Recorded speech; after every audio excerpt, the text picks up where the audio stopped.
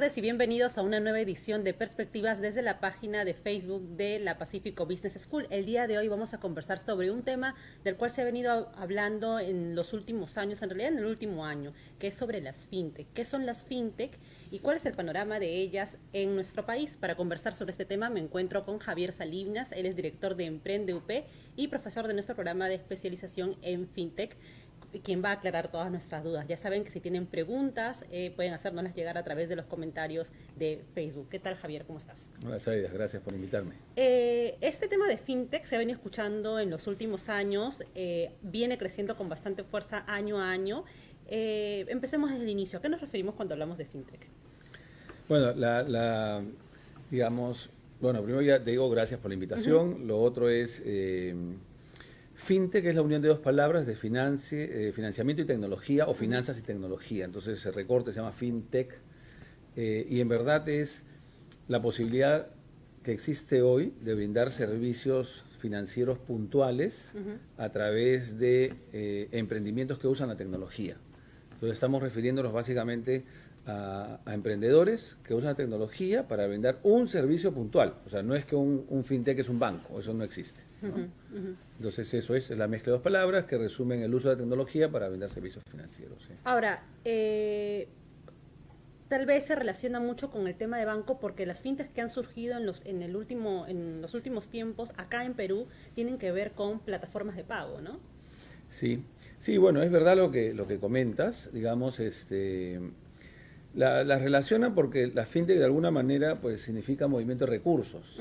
O sea, las plataformas de pago son, digamos, para realizar pagos, transferencias, cambio de dólares, pero también hay pues digamos, negociación de factura electrónica, por ejemplo, o plataformas de préstamos para personas, para pequeñas empresas. Entonces, todo lo que escuchamos que tenga que ver con plata, inmediatamente uno piensa en un banco, ¿no? Entonces, que está bien, o sea, es correcto. Sin embargo, digamos, como te decía, la diferencia entre una fintech y un banco es que un banco, digamos, por lo general, brinda servicios holísticos, es decir, todo. Entonces, la fintech solo brindan uno. Esa es la gran diferencia y por eso es que cuando ya seguro hablaremos quizás de regulación, se habla de proporcionalidad regulatoria. O sea, no podemos pedir la misma regulación de un banco a una fintech porque hace solo una cosa. Claro. Entonces, por ahí va, ¿no? ¿De cuántas fintech estamos hablando que ya existen en nuestro país? Sí, nosotros en el Lima Fintech Forum, que es un evento que hace la Universidad del Pacífico, en realidad en las dos primeras ediciones del Lima Fintech Forum, nosotros, la verdad, no presentamos nada, queríamos escuchar, ver, mirar, pero ya en este Lima Fintech Forum sí nos preocupamos de hacer digamos, un estudio algo más detallado del ecosistema fintech. Y lo presentamos este año y identificamos 130 fintech, de las cuales 112 tienen RUC. ¿No? Hacemos esta referencia porque, digamos, la diferencia no es que sean informales tampoco, sino que son servicios o canales digitales que se presentan como fintech puede ser un banco, puede ser una universidad como nosotros. Nosotros tenemos fintech también, tenemos una plataforma propia de crowdfunding como Emprende UP, y eso significa que no le podemos asignar el RUC de la universidad para ser parte de un estudio, digamos, ¿no? Entonces, en concreto, tu pregunta, hay 130 soluciones fintech, de las cuales son autónomas con RUC 112, y algo importante que decir, y en la introducción lo mencionaste, es que de esas 130, 66 se han formado desde el 2016 en adelante, o sea, 16, 17, 18 y la mitad del 19. O sea, es un sector, digamos, realmente nuevo, es lo que tú decías en la introducción. Ahora, ¿qué características tienen estas fintech que son propias de Perú? O sea, ¿qué caracteriza las fintech de Perú? Es una buena pregunta porque, digamos, cuando uno ve los ecosistemas de fintech en distintas partes del mundo, ¿no? Claro, hay unos que están mucho más maduros, otros que recién comienzan. En el caso de América Latina, digamos, a diferencia de otros ecosistemas como el asiático o europeo o el propio americano, digamos, empiezan siempre atendiendo o empezando a salir plataformas al mercado que tienen rentabilidad inmediata, por ejemplo, las plataformas de préstamo, ¿no? Eso es lo primero. Sin embargo, en Perú, por ejemplo, algo que explica, yo diría, el 60% del movimiento financiero de la fintech son las casas de cambio, ¿no? Porque en Perú, digamos, la libertad monetaria permite que cuando vienen los turistas acá piensan que en la calle venden calculadoras, ¿no? O que ven a la gente así con la calculadora, pero en realidad están cambiando dólares. Sí. Entonces es algo que no sucede en ningún otro país. O sea, en otro país tú quieres cambiar dólares, tienes que hacer todo un proceso formal, en fin, hay mucho más registro, digamos. Entonces la libertad monetaria que existe en Perú tiene varias, digamos, ventajas, por llamarlo de alguna manera. Es que si nosotros comparamos, digamos, la estructura de movimiento financiero de lo que pasa en América Latina y en el Perú es distinto. O sea, el 60% lo mueven lo que es casas de cambio. Después ya vienen plataformas de pago, vienen plataformas de préstamos, factura electrónica, digamos, movimiento patrimonial. O sea, ya hay todo un detalle, digamos, estadístico de cuánto se mueve además. Entonces, es diferente cada ecosistema. Y es diferente no solo por lo que te digo de la libertad monetaria, sino también por temas regulatorios, ¿no? Hay, digamos, ecosistemas, no quiero ser malo porque también soy peruano, lógico, pero digo, mucho más educados que el nuestro. Entonces, el regulador permite que el mercado empiece a funcionar y, digamos, interviene un poquito más tarde que acá. Acá tenemos que, como que tener la regulación antes que empiece. Entonces, eso puede ser bueno, puede ser malo, depende cómo se vea. La verdad es que en el Perú, justamente por esta diferencia en el grado de educación financiera que existe en la población, no está mal lo que hace el regulador, porque la razón por la cual regula es por proteger al pequeño inversionista. Entonces, como concepto de regulación, es válido. Digamos, ¿no? Ya nos vamos a adentrar más adelante sobre el tema de regulación. Ahora bien, tú mencionas que el 60% de las fintech acá en el Perú son más que todo casas de cambio. ¿Cómo es ¿en qué lo diferencia con ecosistemas, por ejemplo, de otros países de la región, tal vez Chile, no sé? Bueno. Sí, gracias. Me refería, digamos, en número, inclusive las fintechs son menos en número que las plataformas de pago. Pero, digamos, en volumen de movimiento de dinero son el 60%, o sea, se mueven muchísimo. ¿No? Solo como ejemplo, en mayo estábamos en una reunión en el Banco Central y le contábamos que una fintech en casa de cambio ya había llegado a mover 1.000 millones de soles, ¿no? Y que era pues un súper logro, ¿no? Y ellos nos decían, bueno, 1.000 millones de soles es lo que mueven los bancos en una mañana, ¿no? Te das una idea, digamos, la magnitud. O sea, en verdad, ese mercado de cambio es muy grande. Yo creo que todavía no hay un riesgo sistémico para que los bancos reaccionen y aunque han reaccionado en un primer momento, yo te digo que el 2017 y 2018 cerraban las cuentas de los casas de cambio en ese negocio específico, ¿no? Pero cuando tú me preguntas en qué se diferencian y en qué es que en Perú, gracias a esta libertad monetaria que hay, pues la gente puede comprar y vender dólares cuando quiere, inclusive pues para la gasolina, la farmacia, lo que quieras, ¿no? Entonces el dólar como que se usa mucho. En otros ecosistemas no está permitido esto. Entonces no hay esas casas de cambio. Argentina hay algo de eso. Pero respecto a la diferencia, digamos, a la segunda, digamos, vertical que explica el movimiento, que son las plataformas de financiamiento. En las plataformas de financiamiento existe lo que se llama el financiamiento participativo y no participativo. El participativo es cuando mucha gente quiere préstamos y mucha gente quiere colocar su plata. Entonces colocamos mucha gente con mucha gente. Cuando es no participativo es yo manejo un fondo, tengo dinero, o a veces digo yo tengo mi dinero, lo quiero colocar, y busca gente que necesite esa plata. Entonces la verdad de todo es que, no quiero ser complicado, pero se menciona que las plataformas de préstamo en el Perú, cada uno tiene una forma diferente de funcionar, que se llama taxonomía en términos, digamos, más técnicos, pero estas diferentes taxonomías o formas de actuar hace que Perú en especial sea un mercado donde hay casi 9 formas de financiamiento de las plataformas distintas, en participativo y no participativo. Por ejemplo, hay una de ellas que es un fideicomiso. O sea, yo pongo mi plata para que la presten a un fideicomiso y el fideicomiso administra a quien se lo da. Y lo que hace el fideicomiso es neutralizar la intermediación, lo cual está prohibido. Entonces, a tu pregunta era entonces que en el Perú en especial ocurre estos temas de cambio, y dentro de la diferencia entre 1 y 2, que es cambio y plataformas de financiamiento, la diferencia es que hay gente que necesita plata y hay gente que quiere una mejor rentabilidad que tienen los bancos. Entonces recurren a este financiamiento alternativo. ¿No? ¿Cómo se explica el crecimiento de las fintechs de los últimos años en un país como el nuestro que aún tenemos un reto en bancarización? Mira, y en verdad, esa palabrita mágica que tú has dicho, en verdad, es que esa es la razón. Somos un país no bancarizado, digamos, en la región.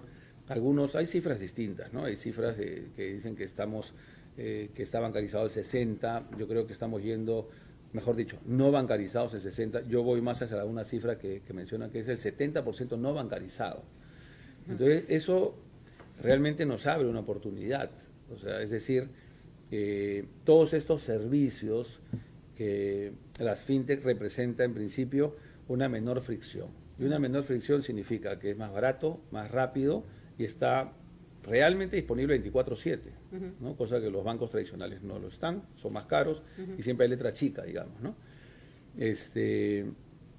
Entonces, la oportunidad en América Latina en general, pero tu pregunta es en Perú, sigue creciendo, esto recién empieza, o sea, ya estamos, ayer justo en una reunión antes de entrar a un directorio, conversamos con Luis José, que ve FinTech en Emprende UP, y sacábamos la cuenta de que la proyección de movimiento de FinTechs en millones de dólares para este año es 1.200 millones de dólares. O sea, es una tremenda cifra. Sí. Tremenda cifra. Entonces, ¿es una cifra grande inclusive comparando con otros países de la región o aún nos falta? Todavía es gran pequeño, brecha? sí, Ya. todavía. De hecho, los principales ecosistemas son Brasil y México. Siempre un día dice amanecí primero, después se duermen y amanece primero México. O sea, Brasil y México están siempre peleando, digamos, los primeros puestos. Yo diría que un ecosistema que sigue después de Brasil y México es el colombiano, un ecosistema muy bien. Yo diría el argentino, después el chileno, después nosotros. Entonces no es que seamos un ecosistema. Pero digamos, sí son cifras absolutas importantes, pero todavía no significan un riesgo sistémico. O sea, están todavía muy pequeños, ¿no? Ahora, según explicabas, entiendo que las fintechs pueden también ser aprovechadas como como una vía para la inclusión financiera, ¿no? Porque hay gente que desconfía mucho de los bancos porque son grandes entidades, ¿no? Algunos han tenido muchos problemas, ¿no? Mucha gente está descontenta tal vez con el trato, con el servicio, ¿no? ¿Cuál es la oportunidad de las fintechs como esta vía de inclusión financiera? Ya, esa es una buena pregunta porque justo la semana pasada estuve en una reunión que invitó el Ministerio de Economía, donde nos anunciaban que la Estrategia Nacional de Inclusión Financiera pasa a ser una política de inclusión financiera, ¿ya? Y esto se va a anunciar el 28 de julio. Y hay algo interesante, ahí hay como una modernización, entre comillas, porque realmente lo que se llamaba una estrategia de inclusión financiera en realidad era exactamente lo contrario. O sea, no era una estrategia de inclusión financiera, era una estrategia de cumplir, digamos, a unos objetivos, de abrir agencias bancarias o educación a la tradicional, cuando en realidad ya todo eso ha quedado atrás. O sea, hoy para brindar servicios. Y es por ahora la única regulación concreta que lidera, digamos, la Superintendencia de Mercado de Valores, que además tiene el encargo de estar frente al tema de las fintech.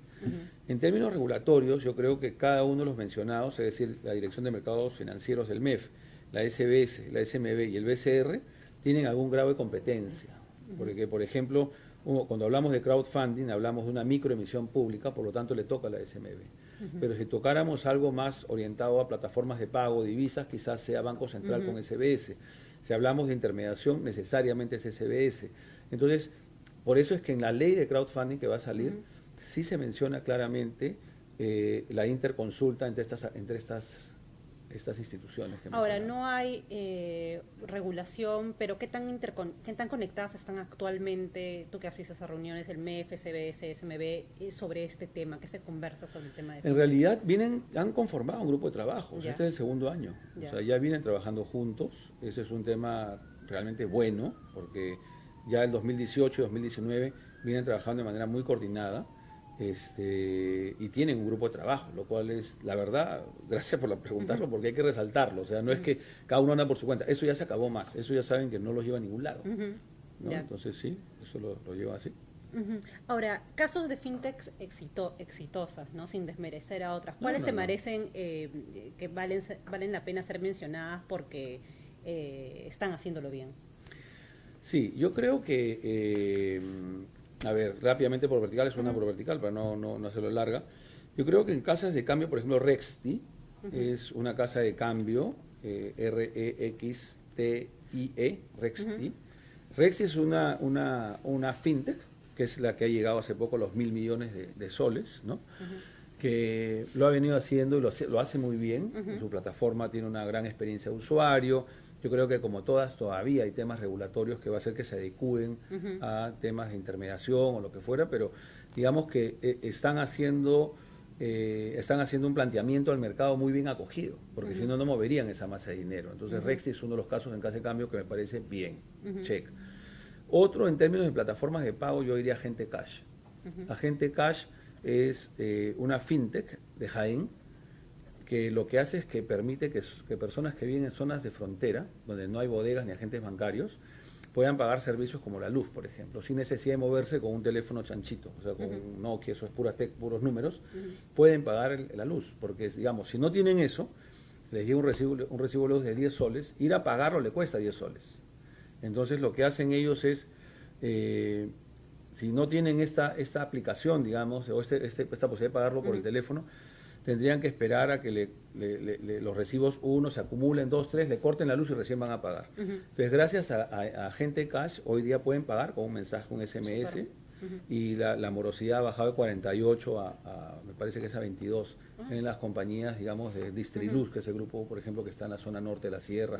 Han hecho mucha capilaridad, van a zonas donde no hay, como te digo, no hay ni bodegas. Ahora, esto es súper, esto lo entiende el Estado como, o sea, ya lo capta como que, oye, las fintechs pueden ser una vía para ingresar a zonas muy alejadas, ¿no? Y permitir casos como el que mencionas, ¿no? Como el de Agente Cash. Sí, de hecho, Agente Cash lo ha contactado Beca 18 y Pensión 65, ¿no? Para no recursos, sí. Otra vertical que es interesante y que tiene que ver con financiamiento de MIPYMES es Innova Funding, por ejemplo, ¿no? Innova Funding lo que hace es dar liquidez a las empresas. Por ejemplo, una empresa le vende, no sé, a una empresa más grande, y la empresa más grande te voy a pagar en 60 días. Y para una microempresa 60 días son 60 días. O sea, tiene que pagar el IGB, esa factura, y hay un montón de gastos. Entonces, Innova Funding lo que hace es compra la factura al pequeño empresario o al microempresario sin recursos. Sin recursos significa de que una vez que yo te lo compro, tú te olvidaste del tema. Y te doy tu plata. Si no pagas, es otro problema, pero a ti yo te doy tu plata. Entonces, eso es un diferencial interesante. Y eso está, digamos, en un crecimiento, yo diría, logarítmico, el tema de negociación de factura electrónica.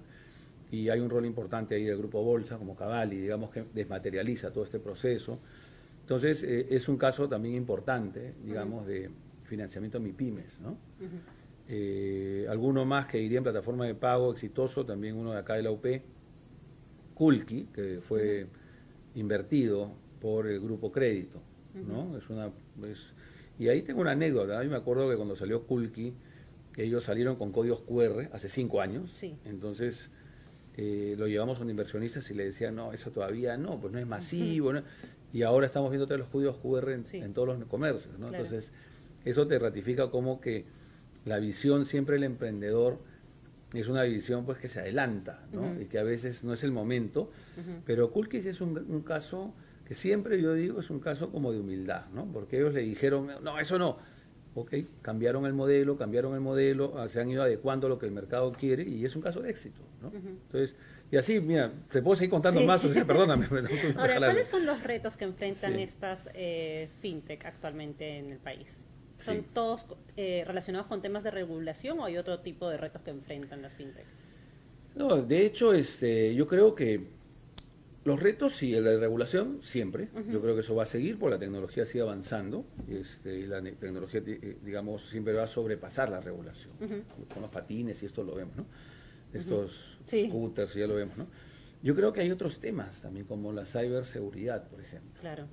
Parte de cybersecurity es un tema importante porque, digamos, cuando los fintech empiezan a tener éxito y se quieren conectar con los bancos cumplen estándares muy altos de ciberseguridad.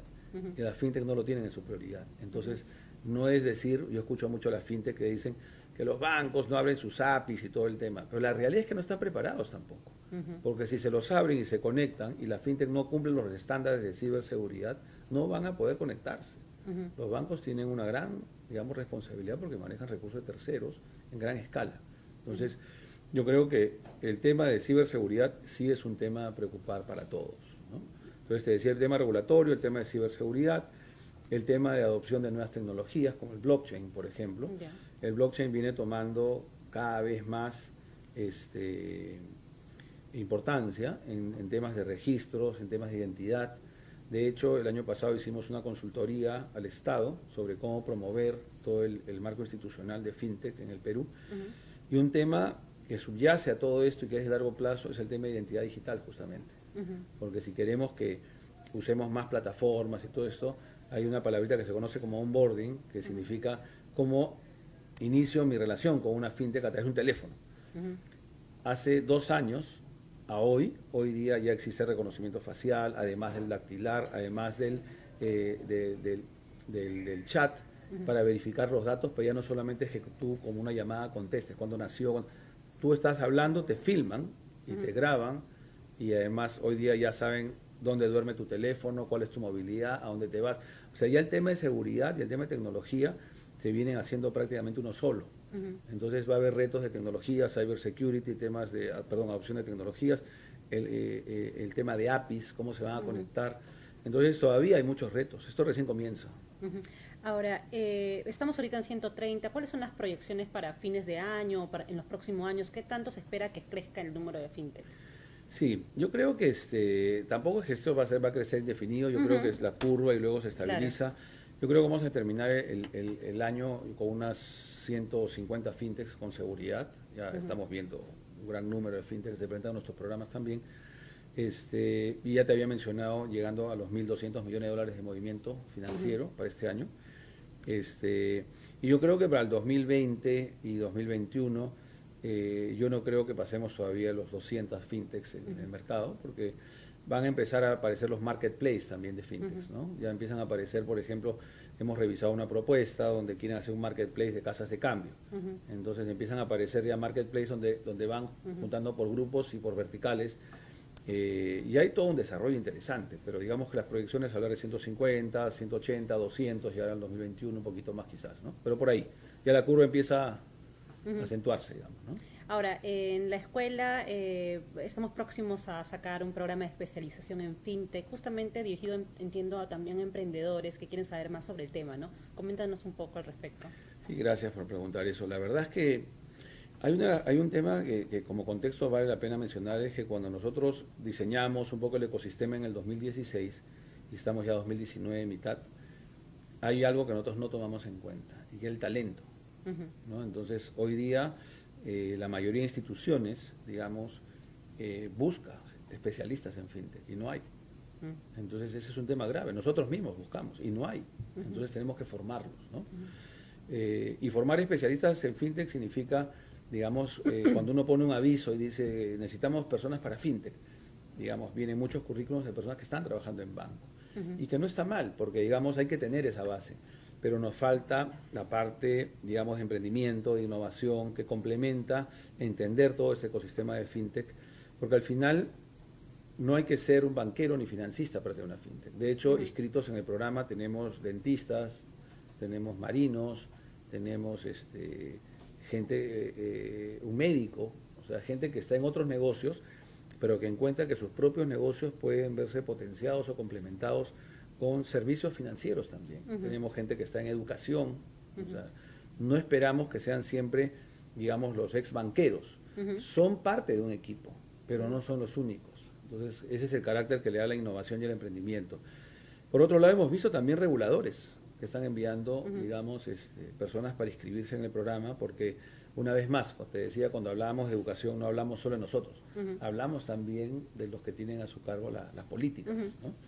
Entonces, te decía, en este diseño de política, y ahora hicimos un mapa para una presentación del ecosistema, y el tema de talento, 3 años después, la verdad, ni nosotros mismos ni la vimos, siendo educación. Entonces, lógicamente, rápido hemos reparado, ya hicimos un curso en pregrado, ya es un curso en la maestría de finanzas, también de esta universidad, y ahora lo estamos sacando ya como un programa de especialización, y en el futuro, pues, aspiramos a tener una maestría en FinTech, ¿no? Sí. Sin duda. Muchas gracias, Javier, por la entrevista. Muchas gracias. Y muchas gracias a ustedes. Ya saben, el programa de especialización en FinTech, que empieza el 3 de septiembre. Y si desean conocer aún más sobre este tema, el próximo 1 de agosto a las 10:30 de la mañana se va a dictar un webinar virtual, valga la redundancia, a cargo de María Laura Cuyas sobre FinTech e inclusión financiera. Si quieren saber más sobre este tema, déjenos sus comentarios aquí en este post, y conmigo hasta otra oportunidad. Muchas gracias. Gracias.